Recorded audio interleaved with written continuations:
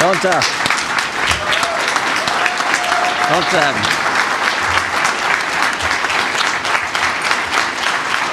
I always, thank you. I always tell everyone, don't stand up and clap. I haven't said anything, but it's good to be with. Bob said I majored in economics. That's not true. I majored in wrestling. But you are supposed to get a degree when you're in college, so I got a degree in economics. This is a true story. I went to the University of Wisconsin, in Madison, Wisconsin, which is like communist. It's crazy up there. And your second year, after your third semester in school, you have to declare a major. I had no idea what I was going to major in, but I'm taking macroeconomics 305. The professor comes out and he tells us he's a conservative and a Christian. And I'm like, this is the bravest man on campus, right? He's either crazy or got tenure or both, you know. And I paid attention. I was sitting in the back where all the athletes kind of hung out. It was like 500 people in this lecture hall. Paid attention, wound up majoring in economics. But it is good to be with you. Bob, thank you for your leadership, for those kind words. When I was in grad school then at Ohio State, I went to grad school only because while I was assistant wrestling coach here at Ohio State, they'd pay for it. So I went to grad school. I might as well do it if they're going to pay for it. And I was in a political science class when we were learning about this guy, Bob McEwen, running for office. And so I've known about Mr. McEwen and his great work as both a member of Congress and, of course, what he's done since then. So we appreciate your work. And to have you guys don't have to sit up here. I mean, you guys are Mark and Senator DeMint, my two good friends. You can go out and drink some coffee. You've heard me talk before, for goodness sake. But Mark Meadows is truly one of my best friends and is just providing outstanding leadership for the House Freedom Caucus, as you all know. And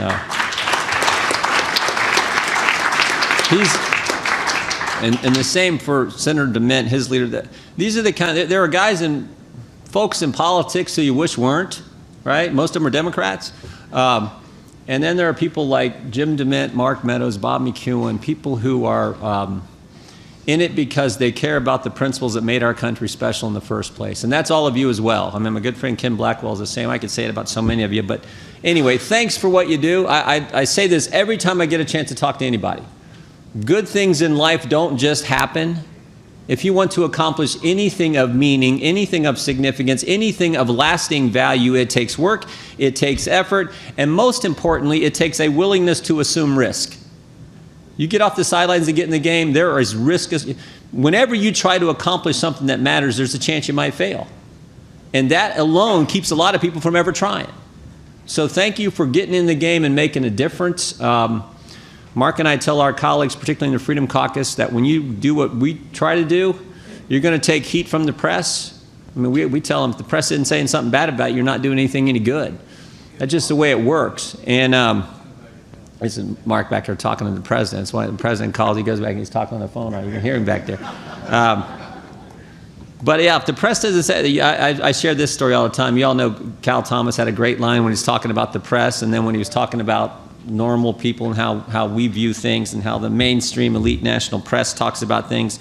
And Cal Thomas says, I get up every morning, I read my Bible in the New York Times so I can see what each side's up to. A lot of truth to that. So thank you again for that. And one of my, and maybe I've shared this with some of you before, but it's truly one of our family's favorite movies. It was made in 1976 to celebrate the bicentennial, but the movie is 1776. And it's a musical, and we like it, and it takes place, of course, in that hall in Philadelphia where those individuals decided they were going to declare to the world why it was actually appropriate to commit treason, why it was the right thing to do. And they were going to list the grievances they had, and they were going to put this declaration together and declare to the world why their cause was in fact just. And it's a great movie. The driving force behind getting the declaration done, of course, is Adams. And the scene I like the best is Jefferson has written the document. They're not going to do what Congresses do.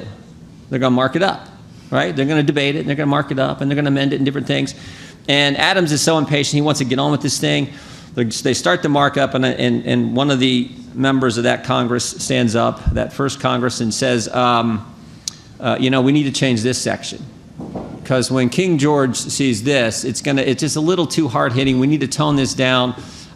We need to change this section. And Adams kind of rolls his eyes, Pretty soon another member steps up and he says, and this paragraph needs to change as well.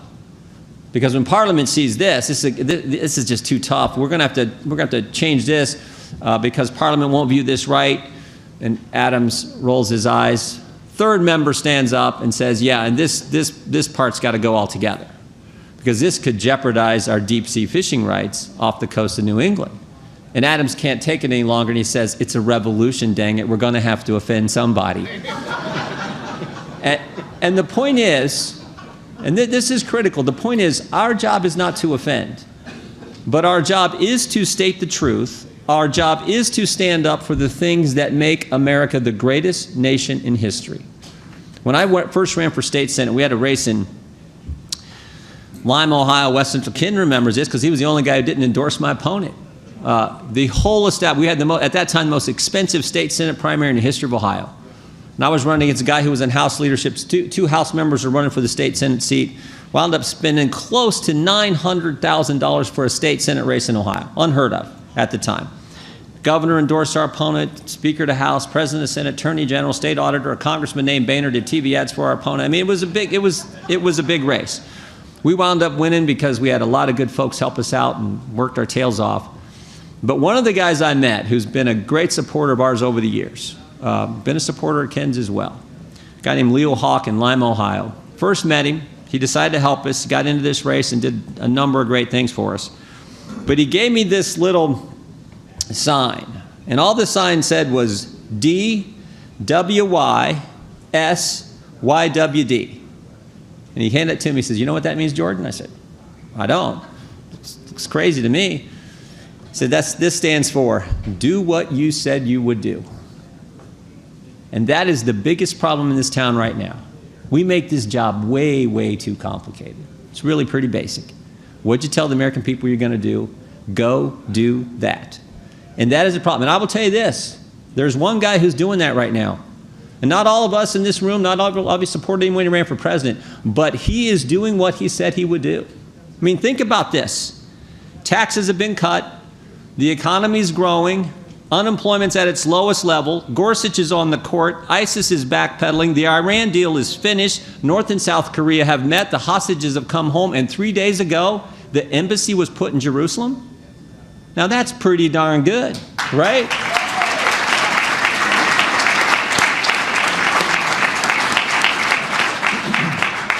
Compare and contrast that to Congress. Think about this. Other than the tax cuts, you tell me what Congress has done that's worthwhile. You tell me what Congress has done that is consistent with the promises we made the American people in that election on that day, November 8, 2016. Deficit has gone up between $800 and $900 billion. Debt's over $20 trillion. Interest payments this year alone, $319 billion. The wall's not built. Obamacare is still the law of the land. And we passed, not one single Freedom Caucus member voted for it, but we passed an omnibus spending package 6 weeks ago that was terrible. Terrible in process, terrible in policy outcomes, right? 15 hours to review a 2,232-page document that spent $1.3 trillion, second highest spending increase on discretionary spending in American history. 1 hour of debate. We offered 3 amendments as the Freedom Caucus the night before, and you know what they told us? We're not going to make your amendments in order, guys. You know why? Because they would pass. Think about that. That was the process. And the policy outcomes, we funded things we said we wouldn't fund. We didn't fund things we said we would. Namely, we didn't fund the wall. We did fund Planned Parenthood and Obamacare. Terrible, terrible process, terrible policy. And to add insult to injury, and I gave this speech on the floor of the House. We come back 3 weeks later. They pass that omnibus. We come back 3 weeks later, and on the floor of the House, we put a 3-page bill that's a balanced budget amendment to the Constitution. Great idea. I'm all for it. We're all for it. Balanced budget amendment to the Constitution. 3 pages. We had 4 hours to debate it. We have that bill on the floor that everybody knows will not pass. Complete pretend. Complete pretend. And guess what? We had 4 hours to debate it. 3-page bill. And you wonder why the American people are cynical about Congress? You wonder why they have had it? It's stuff like that. Dick Armey used to say this. He said, when we act like us, we win. When we act like them, we lose. Our problem is real simple. We're not acting like us. Not in the president's acting like he said. He's keeping his promises. We're not. And really, all it comes down to is a little toughness and a little willingness to just do what you said and have a little bit of discipline. I tell this story a lot too, but I want you all to do this. Think about people who impacted your life in a positive fashion. And if you're like most, next to your parents, it was probably a coach or teacher you had along the way. I mean, for me, it was my dad. My dad was the kid who coached the Little League baseball teams, who started the wrestling program my buddies were all afraid of him, but they would all sell out. My dad had a huge impact on our life. But next to my dad, it was my high school wrestling coach. Toughest teacher in our school, toughest wrestling coach, I think, in the whole darn state of Ohio. And this is not an exaggeration. He talked about discipline every single day. In class, he taught chemistry and physics. And I can still remember, he'd say, "Hey, Jordan, this isn't any old class, this is chemistry class. More importantly, it's my chemistry class. You want to do well in my class? It's going to take discipline. You're going to have to prepare the night before. It's going to take self-discipline, read the material, come to class prepared, do the experiment. It's going to take discipline to do well in my chemistry class." And then in the wrestling room, oh my goodness, the guy was crazy. I can still hear him. He passed away 7 years ago, cancer. The wrestling room in our school is named after him, Ron McCunn. Ron McCunn Wrestling. At our school, wrestling is big. My brother's been the coach the last 18 years. They've won the state championship 18 years in a row, and they will win it again next year. It's just what we do. But it's what he does. But Coach McCunn in the wrestling room, I can still hear him. Discipline is the most important character quality you need to accomplish anything of meaning, anything of significance, any goal that is worthwhile. And I was like, but that guy, shut up. He sounds like my dad. I get it every day at home. Now I get it from my coach, but he has a great definition. And it hangs in our wrestling room. All those state championship banners, the biggest banner in the Ron McCunn wrestling room is the banner on the front wall where it says discipline. Doing what you don't want to do when you don't want to do it. And back in the day, that meant doing things Coach's way when you'd rather do them your way. It meant doing things the right way when you'd rather do them the easy and convenient way. And I would argue that is the biggest thing missing in this town. We always do it the convenient way. Think about this omnibus. Think about what happened 6 weeks ago. We were so poised to win and break the pattern that exists now, developed under Obama and Harry Reid. If you want to do what's right for national defense, Democrats say, we're not going to pass that bill until you give us everything we want on social welfare spending, right? That's the pattern. You want $1 for defense to defend our country like the Constitution says we're supposed to? You got to give us $1 in big government. And what does this town do? Well, it's just other people's money. We'll just keep spending. We'll spend it on everything. For the first time, we were poised to win. We were poised to win because what happened 3 months ago? We did a short-term funding bill, sent it to the Senate right before the March 5th, the first DACA deadline, right? Sent it to the Senate, and what did Chuck Schumer say? He said, amnesty is more important than funding the troops. On a Friday afternoon, he shut down the government. And over the weekend, the American people said, you're nuts, right? Remember that? They said, you're crazy. And on Monday, he said, Shazam, I'm going to change my mind. I'm going to open the government back up, right? So that was the context, that was the framework as we go into this big debate 6 weeks ago, where we were poised to win, and like typical stupid Republican leadership, what did we do? We said, well, we're going to snatch defeat from the jaws of victory. We turned it around. We were ready to win. If you can't go into a debate where Chuck Schumer has given the context that amnesty is not more important than funding the government, funding our troops, and we could have increased dollars for defense, held the line on non-defense, saved real money, broke this pattern, we were poised to win, and instead, we did the convenient thing. We did the easy thing. We said, let's just spend more money on everything. The swamp wins, the taxpayers lose, and we don't keep our word with the American people. That's what's got to change. And here's why this focus on being tough and doing the right things and doing what we said is so important, because it's also about basic values, basic fundamental principles. How many remember this story? It's one of my favorites. General will remember this. Remember when Scott O'Grady was shot down over Bosnia? Remember this story? Had to survive several days. Ultimately rescued, brought to safety. He's brought to safety, all the press wants to talk to him. So he's at a podium with all the microphones and the press is out there. And I just happened to catch his press conference. And he basically said, I'm paraphrasing, but he said 3 things. And I thought, this is amazing. 29-year-old guy in the United States military has captured, in such a succinct and articulate way, he has captured what America is about. He said, first of all, I want to thank God, because it's a miracle that I'm standing here today. Second, he said, I want to thank my family. And I'm definitely paraphrasing here, but he said something to this effect, or the impression you got was this. He said, I want to thank my family.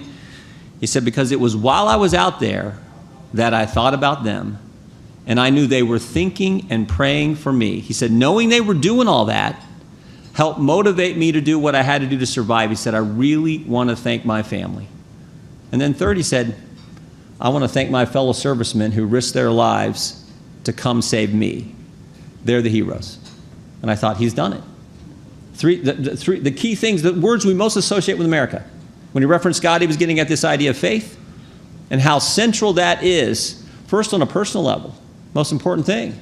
Relationship with the God of the universe through the work his son did when he came, bled, died, rose again, most important thing on a personal level. But on a corporate level, this is the country where faith matters. In Europe, they said, you got to practice your faith a certain way. And they said, no, we don't. We're willing to get on a ship, sail to this other place, this place called America, and we're going to do it the way we think the good Lord wants us to. And faith has always been central to the American experience, and it's why it's in the First Amendment. Faith is important. Scott O'Grady understood that. Family. We've got all kinds of pro-family groups in here, which is critical. I always tell folks, you think about it.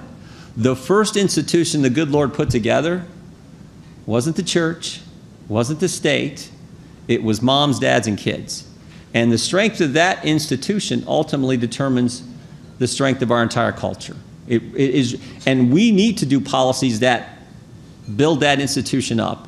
You know, we're talking about tax cuts and how important they are. And they are important, but they're not just important because they help grow our economy and good for business and good for economic growth. They're important because they let moms and dads, families keep more of what they have to go after their goals, go after their dreams. It is, you know, it's funny too that sometimes Polly and I, we got 4 kids, Rachel, Benjamin, Jesse, and Isaac. The 2 girls are married. Ben's getting married next month, and you know, Isaac hasn't found her yet. But and we got 2 granddaughters, and we look back at how quickly it went, just how fast. I'm sure you're all some of you are in that same position. But I would go back to when they were little. I'd go back in a heartbeat. It goes so fast, and it's one of our other favorite movies. How many remember the movie Father of the Bride? You know, well, there's 2. There's the old one with Spencer Tracy, but the newer old one, because it's old too, is the one with Steve Martin. And the storyline is great. You know, daughter comes home and announces she's met Mr. Wonderful and that they're going to get married in 6 months, and then all the chaos that ensues as you get, and we've been through this twice, all the stuff that happens as you're getting ready for the big day. And it's a fun movie. But the scene that grabs you as a parent it's the big moment. The church is full, it's wedding day, and Steve Martin, as the dad's getting ready to escort his daughter down the aisle, and the groom is up there, the groomsmen, the bridesmaids, the pastor's up there, and it's the big moment. And right before he takes that first step, he has the flashback. And it's his daughter's life when it's, you know, and his voice is the narrator, and she's the day they bring her home from the hospital, and then the tricycle, and then first day of school, and then riding the bike, and then basketball, and then senior prom, and then off to college, and then boom, there they are. And he's getting ready to take that first step, and his voice again is the narrator. He says, you know, I've been dreading this day for 6 months. And then he said, nope, I've been dreading this day for 22 years. And that's what it's about. And what we need to focus on in policy as policymakers is making sure we design policies that support and help that institution stay strong. And if we do that, our country is stronger. And again, Scott O'Grady recognized that. And then the last thing, and I'll finish here, when he referenced his fellow servicemen, I think he was getting at the word we always associate with our country, the greatest nation ever. That's the word freedom. Our military has always stood for freedom, and that's unusual. You think about it, throughout history, most militaries have stood for tyranny and oppression, but not the United States Armed Services. They have always represented freedom, and not just for Americans, but for countless number of people around the planet. And Scott O'Grady understood that. Faith, family, and freedom. And I will tell you this, right now, there is no easy way to say this, but freedom is under attack in this country. You can look at what's happening on college campuses. We're having a hearing next week where we're getting into this again. We've had Mr. Shapiro here. We've had Adam Carolla come in. That was funny when we had him in for a hearing. He was great. But you're seeing freedom attacked on college campuses. You're seeing, probably what scares me more is the attacks that come from the federal government. Did you ever think you'd see the IRS go after people for their conservative beliefs? But it happened. Did you ever think you would see people in high places in our government not be square with the American people? Think about this. When Secretary Clinton had the privilege of serving on the Benghazi Committee, Mr. Pompeo and I did an actual separate report. But did you ever think you would see the Secretary of State and our government try to mislead the American people? And that's exactly what they did. At 10:08, the night of the attack, think about this. While Tyrone Woods, just like Scott O'Grady, wearing the uniform, fighting for this country, while Tyrone Woods and others are on the roof of that annex fighting for their lives, fighting for their fellow citizens, the Secretary of State is issuing the official statement of our government that evening saying this: some have sought to justify this vicious behavior as a response to inflammatory material posted on the internet, blaming a video while they're still fighting. Our government did that. And then think about this. Today, we know that the FBI took an opposition research document, dressed it all up, made it look like legitimate intelligence, took it to a secret court to get a secret warrant to spy on a fellow American, a citizen associated with the other party's campaign, and they didn't tell the court who paid for that document, and more importantly, they didn't tell the court that the author of the document was fired by the FBI because they were working together and he was leaking information and they had terminated the relationship, and didn't tell that to the court when they took it there. When you and I go to court, we got to tell the truth, the whole truth, and nothing but the truth. The FBI should have to do the same thing, and they didn't.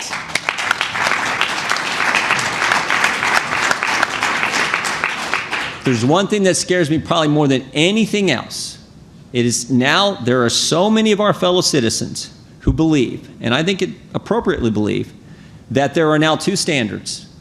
There's one set of rules for us regular folk, but a different set if you're part of the politically connected establishment class in this town.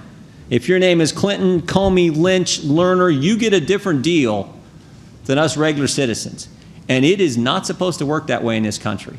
Not at all. It is supposed to be equal treatment under the law. That's one of the hallmarks of this, the greatest nation ever. And so our charge and challenge is real simple. Just defend the principles that made us special in the first place. I had the, I've been able, because of the sport of wrestling, to do some neat things and been able to travel some places. And I tell folks, in 1987, I was in what was then the Soviet Union. And I tell folks, you go to places like that, you thank the good Lord you live here. I was in Moscow in February. Moscow in February, it's like 400 below zero, man. It was the most god-awful place. It's not the people. It's not the people. People are people. We're all sinful, flawed human beings, but people are good people too.